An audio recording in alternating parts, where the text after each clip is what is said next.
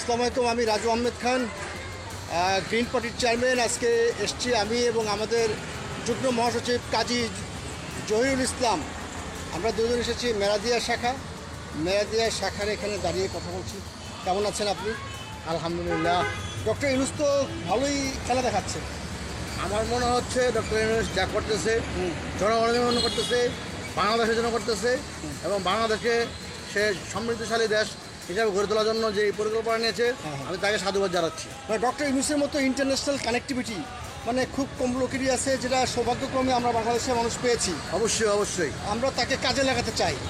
আপনি দেখেন যে চীন সফরে কতগুলি অ্যাচিভমেন্ট নিয়ে আসার পরেই আবার যখন ওই বিমস্টেক সম্মেলনে মোদির সঙ্গে দেখালো নরেন্দ্র মোদী, তার কাছেও কিন্তু কতগুলি শর্ত দিয়ে দিয়েছে যে শিগগির সাবেক প্রধানমন্ত্রীকে ফেরত পাঠাও, অবশ্যই বিচারের আওতায় আনা হোক। এবং দেখেন এই যে কালকে একটা সামিট হলো, এটাকে কি বলে, ইনভেস্টমেন্ট সামিট। এখানে যে কি পরিমাণে সম্ভাবনা দ্বার খুলে গেল, ডক্টর ইউনূসকে কি বলে ধন্যবাদ জানাবেন? আসলে মনের আবেগ থেকে এবং মন থেকে বলতে হয় ডক্টর ইউনূস একজন ভালো লোক এবং সত্যিকারের অর্থে উনি যোগ্য লোক। অবশ্যই অনেকেই বলছে তাকে আরও 5 বছর দেখতে চাই, কে বলে 10 বছর। আমি বলি যে বাকি জীবন তাকে দেখতে চাই উপদেষ্টা হিসেবে।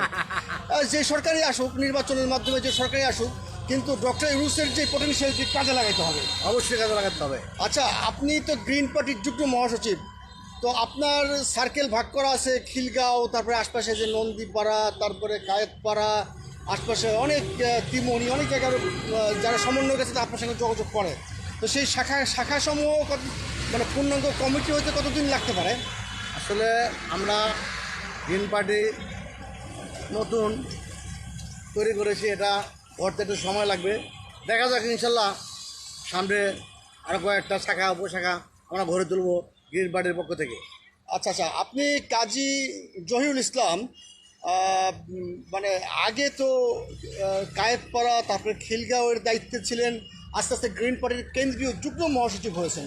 কি কারিশমা আপনি দেখালেন যে আমি গ্রিন পার্টির চেয়ারম্যান হয়েও আমি বুঝতে পারি না যে আপনি আসলে কীভাবে তৃণমূলে মানুষের সঙ্গে কানেক্টিভিটি রেখেছেন, যার কারণে আপনি এখন কেন্দ্রীয় কমিটির যুগ্ম মহাসচিব।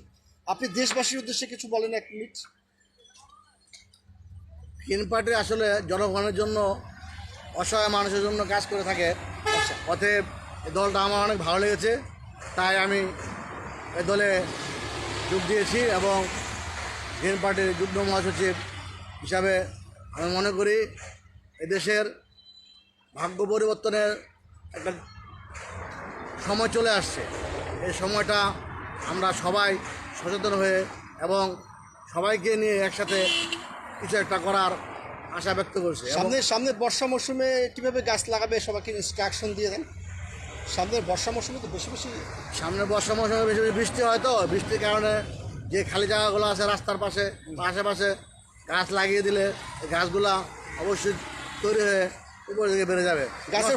গাছের ফল নাই খেতে পারলাম, কিন্তু অক্সিজেন তো পাবো। অবশ্যই জায়গা যাই হোক, যেখানে সরকারি স্কুল বা রাস্তাঘাটের চিপাই সবাই গাছ লাগাই দিতে পারেন। আপনারা, আশা করি আপনারা বর্ষা মৌসুমে যখন বৃষ্টি হবে, তখন যেখানে খালি জায়গা পান, বাসার সামনে রাস্তাঘাট, মাঠ, ঘাটে সব জায়গায় গাছ লাগিয়ে দেবেন, এটাই আমার প্রত্যাশা। আপনাকে অসংখ্য ধন্যবাদ। কাজী জহিরুল ইসলাম, যুগ্ম মহাসচিব, গ্রিন পার্টি। ধন্যবাদ আমার নেতা রাজু আহমেদ খান, আমি তাকে অনেক অনেক শুভেচ্ছা অভিনন্দন জানাচ্ছি। জি, ধন্যবাদ। ধন্যবাদ আপনাকেও। আসসালামু আলাইকুম। কাজী জহির, মেরাদিয়া শাখা।